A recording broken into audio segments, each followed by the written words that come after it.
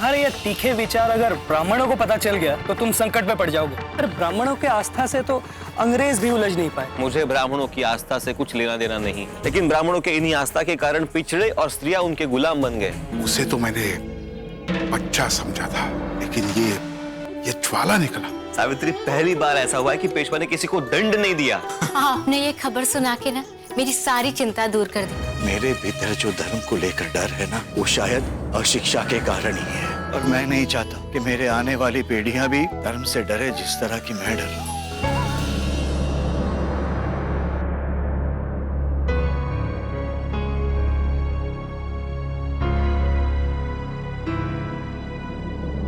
रुकिए। कौन हो तुम? और तुम्हारा साहस कैसे हुआ हमारा रास्ता रोकने का?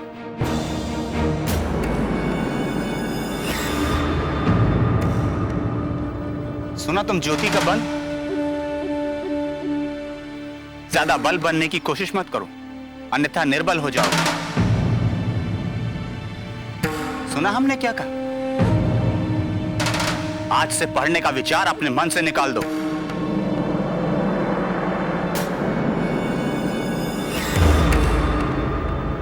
हमारी हिम्मत कैसे हुई कि स्त्री का रास्ता रोकने की? सुनो सावित्री, ज्योति तुम्हें अकेले नहीं बचा सकता। वो इतना बलशाली नहीं कि पेशवा से लड़ सके। मैं अपनी रक्षा स्वयं कर सकती हूँ। और रही बात सेठ जी की, तो वो तुम सबके लिए अकेले ही काम। और ये उल्टा विचार भी तुम्हें ज्योति ने पढ़ाया होगा। एक स्त्री स्वयं अपनी रक्षा कर सकती है। परंतु पता है, ज्योति तो चाहता है कि तुम्हें कुछ हो जाए और वो दूसरा विवाह करे।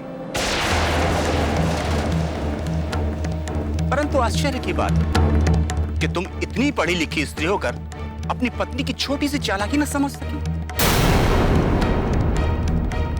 तुम्हें सच बताना था, सो कह दिया। और हां सावित्री, अंग्रेज राज में इस तरह एक अकेली स्त्री को इस तरह आना जाना ठीक नहीं। क्या है ना, हम ब्राह्मण भलाई की बात कहे बिना रह नहीं पाते। सच कहना था, सो कह दिया। बाकी तुम्हारी मर्जी। चलो।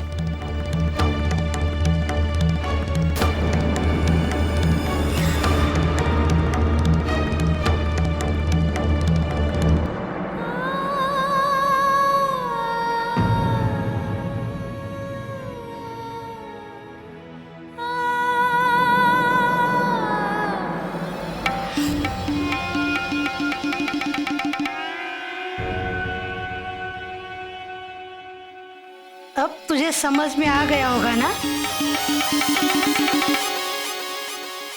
विधवा आश्रम से भागने की क्या सजा होती है?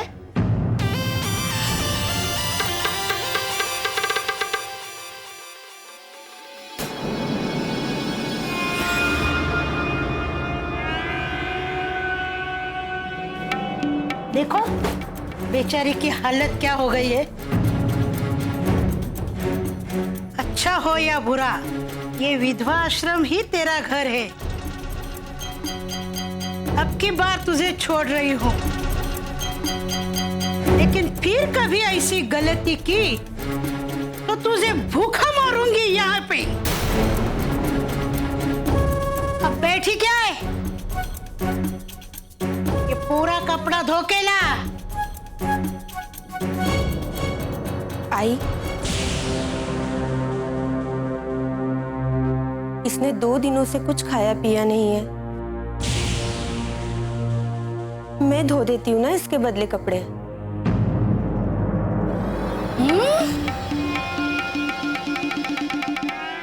तो उसने जो पाप किया है उसकी सजा भी तू ले ले।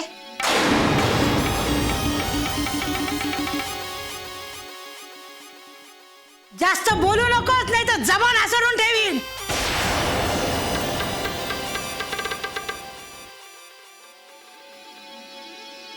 मनसा का आश्रम का नियम है,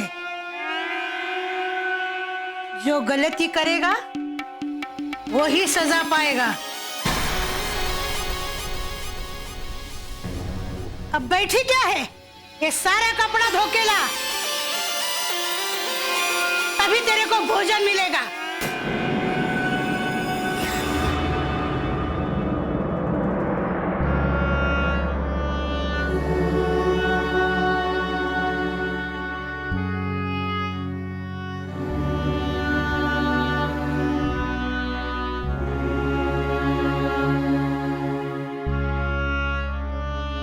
बहन, हम विधवाओं के जीवन में दुख और दुर्भाग्य ही लिखा है। दुर्भाग्य ना होता तो हम विधवा ही क्यों होती। पर यहाँ यही पूना में एक ज्योति नाम का युवक है जो स्त्रियों के इस दुर्भाग्य के लिए लड़ रहा है। ज्योति, उसी के कारण तो मैं जीवित हूँ। उसी के कारण तो मुझे उम्मीद मिली है कि एक ना एक दिन न केवल स्त्रियों की बल्कि विधवाओं के भी जीवन में बदलाव आएगा।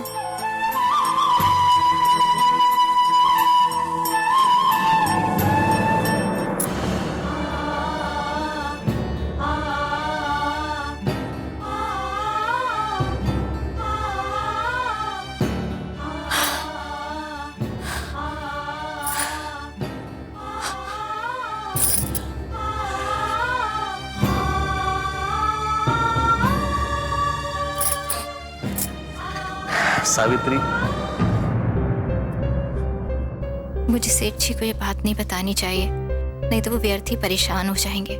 सावित्री, क्या हुआ? इतनी घबराई हुई क्यों? अरे कुछ भी तो नहीं, आपको तो बस व्यर्थ ही आदत हो गई है मेरी चिंता करने की। तुम्हें बिल्कुल झूठ बोलना नहीं आता सावित्री, पकड़ी जाती हो, इसलिए झूठ मत बोलो। सच बताओ, क्या हुआ? अरे बोलो। आज जब मैं विद्यालय से लौट रही थी तो हाँ,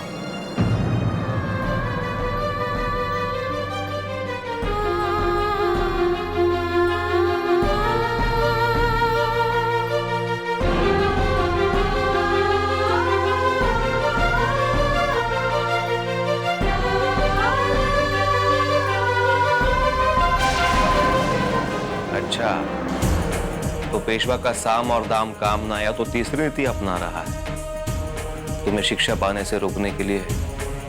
तीसरी नीति?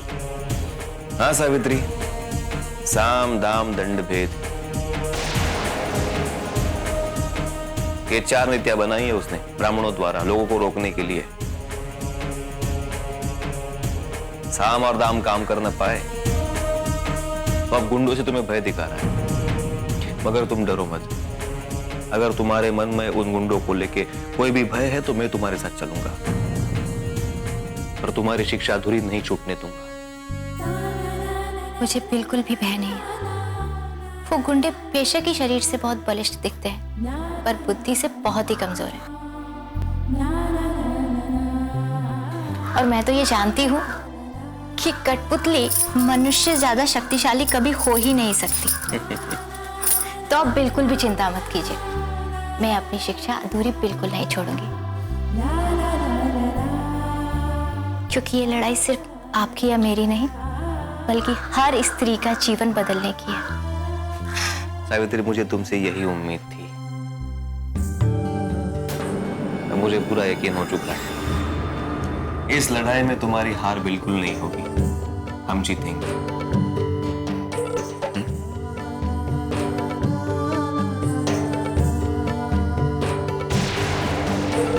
प्रतिबद्ध हूं बहुजन समाज की प्रगति के लिए। अविवेकी भीड़ की भेड़िया धसान के खिलाफ, पिछड़े और जरूरतमंदों को सही राह बतलाने के लिए प्रतिबद्ध हूं। जी हां, प्रतिबद्ध हूं, संबद्ध हूं। शीत से, ताप से, धूप से, हिमपात से, जीवन से, मृत्यु से, नाश निर्माण से, तिमिर से, प्रकाश से, दंभ से, मान से, अणु महान से, यश से, कलंक से, नाम दुर्नाम से, जी हां, संबद्ध हूं, आबद्ध हूं आने वाली पीढ़ियों की दंतुरित शिशु सुलभ हास में, लाख लाख मुकुड़ों के करुण हुलास में प्रतिबद्ध हूं, संबद्ध हूं, आबद्ध हूं। काव्या बेटा, नागार्जुन की इस कविता की तरह थी ज्योतिबा और सावित्री की प्रतिबद्धता। वे समाज और पेशवा का क्रोध, द्वेष, आक्रोश सब कुछ उमंग और खुशी से सहने के लिए तैयार थे। हाय सिस, हाय काका। उफ, कितनी गर्मी है यार। बिजली नहीं है क्या?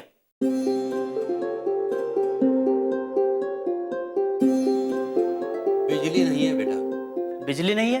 अरे तो फिर आप लोग कैसे रहते हो यहाँ पर? अमेरिका के अंदर 1 सेकंड के लिए भी लाइट नहीं जाती। बेटा तुम फिर अमेरिका ही क्यों नहीं चले जाते?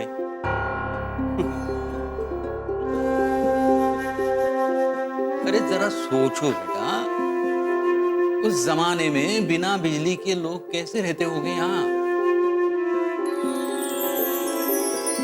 ऋषि, एक काम करो, तुम थोड़ी देर के लिए बाहर घूमो, ठीक है?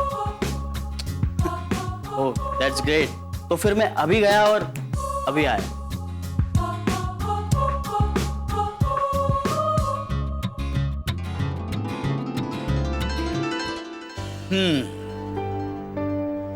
कैसे है ये आजकल के युवा? जरा भी गर्मी बर्दाश्त नहीं होती। काका, आज का यूथ ऐसा ही है। ये अपनी तरक्की के लिए यूएस तो जा सकते हैं, लेकिन समाज के सुधार के लिए सावित्रीबाई और ज्योतिबा की तरह यहाँ नहीं रुक सकते।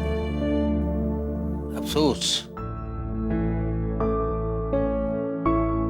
काका, क्या पेशवा के धमकाने के बाद भी सावित्रीबाई ने अपनी टीचर की ट्रेनिंग पूरी करी? और किस तरह करी? अपनी प्रतिबद्धता के द्वारा। क्रांति ज्योति सावित्रीबाई फूले को अपने से अधिक अपने समाज की चिंता थी। इसलिए 4 साल तक पेशवा और समाज के द्वारा दी गई परेशानियों के बावजूद भी आखिरकार उन्होंने अपनी ट्रेनिंग पूरी कर ही ली। और वो दिन शिक्षक ट्रेनिंग स्कूल चलाने वाली मिस फरार के लिए भी एक बड़ी उपलब्धि जैसा ही था। मैडम फरार आ रही है। Madam, madam good morning. Very good morning. Madam, कोई विशेष बात थी क्या? बहुत खास। कॉन्ग्रेचुलेशन माय डियर, तुमने बहुत बड़ा काम किया है। आज भारतीय महिला जो शिक्षिका की ट्रेनिंग ले रही है, तुम उनमें से पहली महिला हो जिसने अपनी ट्रेनिंग पूरी की है और भारत की पहली महिला शिक्षक बनी। ये तुम्हारे सर्टिफिकेट।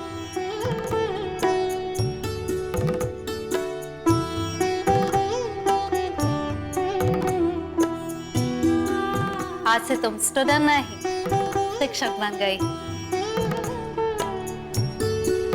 और मेरी आदर्श भी, मैं भी आपकी राह पर चलकर एक दिन बहुत बड़ी शिक्षिका बनना चाहती हूँ। एक और सर्टिफिकेट।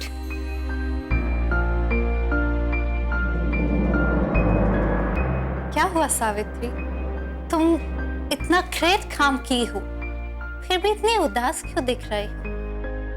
नहीं मैडम, ऐसी तो कोई भी बात नहीं है। मैं तो बस ये सोच रही थी कि इस सर्टिफिकेट का क्या मूल्य है। जब मैं किसी को पढ़ा ही नहीं सकती। माय डियर, ये सब मत सोचो। तुम क्यों नहीं पढ़ा सकती? तुम जरूर पढ़ाओगी। आज अहमदनगर में सिर्फ एक स्कूल है भारतीय लड़कियों की शिक्षा के लिए, लेकिन अंग्रेज सरकार बहुत सारे कॉलेजेस बनाने वाली है। तुम शिक्षक के पद पर नियुक्त हो सकती हो और उसकी नौकरी भी कर सकती हो। लेकिन मैडम, अंग्रेजों द्वारा खोले गए विद्यालय में तो ज्यादातर उन्हीं के बच्चे पढ़ते हैं, या फिर भारतीय ब्राह्मणों के। और भारतीय ब्राह्मणों के लड़के, भारतीय लड़कियां तो अभी विद्यालय से कोसों दूर है। और जिन लड़कियों को मैं पढ़ाना चाहती हूँ वो तो स्कूल जाती ही नहीं। फिर इस सर्टिफिकेट का, इस विद्या का क्या लाभ है? सावित्री, विद्या कभी व्यर्थ नहीं जाती। हो सकता है तुम शिक्षक के पद पर नियुक्त ना हो या ना चाहो, लेकिन तुम दूसरों के लिए एक आदर्श हो। तुम्हारे विचार, तुम्हारी भावनाएं, तुम्हारा व्यवहार लोग उससे सीख लेंगे। पर तुम्हारे आसपास, तुम्हारे पड़ोस में तुम औरों के लिए इंस्पिरेशन बनोगे। तो तुमने भारतीय धारणा को बदला है कि औरतें स्कूल नहीं जा सकती। तुमने उन्हें एक एग्जाम्पल दिया है और तुम इसका कारण, तुमसे सब सीख लेंगे। Congratulations, celebrate it. Don't think.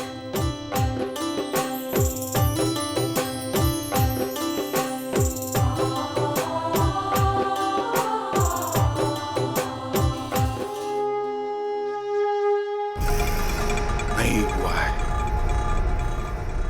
आज तक ऐसा कभी नहीं हुआ है।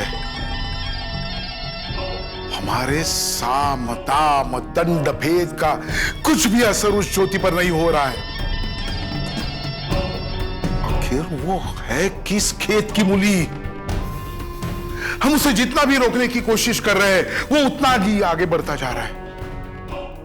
आपके समझाने के बावजूद भी उसकी पत्नी नहीं डरी सरकार, बल्कि वो तो अहमदनगर जाकर अपनी शिक्षा प्राप्त कर ली। सुनने में आ रहा है कि उसने अपनी शिक्षा प्राप्त भी कर ली है और जल्द ही वो भारत की पहली महिला शिक्षक बन जाएगी। स्त्री शिक्षक? अगर एक स्त्री शिक्षक बनेगी और पिछड़ा सुधारक बनेगा तो हम ब्राह्मण क्या करेंगे? नहीं, रोकना होगा उसे। किसी भी हालत में उसे रोकना ही पड़ेगा। अगर वो नहीं माना तो हम उसकी हत्या करवाने से भी नहीं हिचकेंगे। पेशवा महाराज, आपने बिल्कुल सही कहा। ऐसे अधर्मियों की हत्या करके हमें पुण्य ही मिलेगा, लेकिन ऐसे अधर्मियों की हत्या कर हम अपने हाथ क्यों रंगे? तो तुम कहना क्या चाहते हो? मैं गोविंदराव और उसके परिवार को अच्छी तरह से जानता हूं। ये जो ज्योति और सावित्री है ना, वो पक्के अधर्मी है। लेकिन गोविंदराव बहुत ही धर्मवी व्यक्ति है। वो धर्म से बहुत डरता है।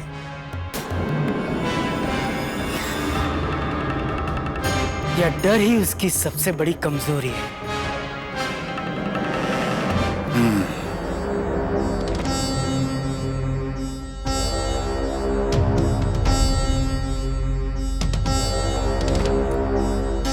तुम लोग गोविंदराव की कमजोरी को अच्छी तरह से जानते हो।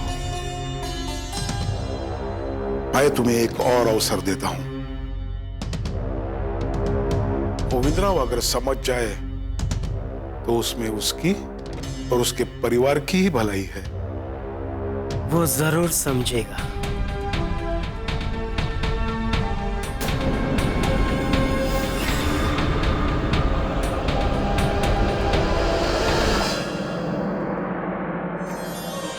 सावित्री, सावित्री, बैठिए। क्या हुआ? क्या सोच रही हो? कुछ नहीं। मैडम मिशेल मिली थी, बता रही थी कि तुमने आज शिक्षक बनने की ट्रेनिंग पूरी कर ली है। हाँ, ये रहा मेरा सर्टिफिकेट। आज हमारा सपना भी पूरा हो गया और मैंने अपनी शिक्षक बनने की ट्रेनिंग भी पूरी कर ली। हाँ सावित्री, आज हम दोनों के लिए बहुत बड़ा दिन है, बहुत बड़ा। आज तुमने अपने साहस और आत्मबल से वो कर दिखाया है जो यहाँ सिर्फ अंग्रेज स्त्रियां ही कर सकती थी। तुम भी शिक्षक बन सकती हो। क्या हुआ? इतना बड़ा दिन है और तुम खुश नहीं हो? क्या सोच रही हो?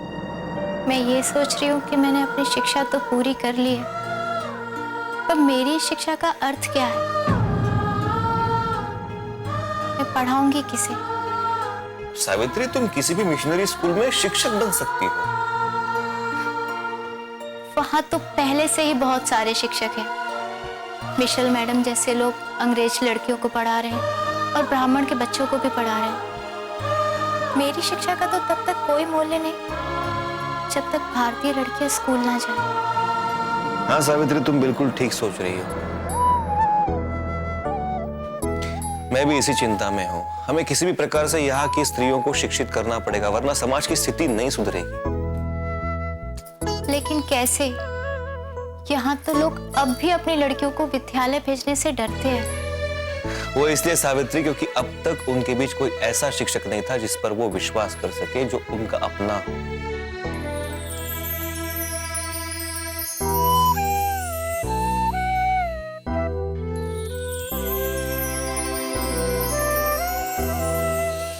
मैंने तुम्हारी और ज्योति की कुंडली देखी और पाया।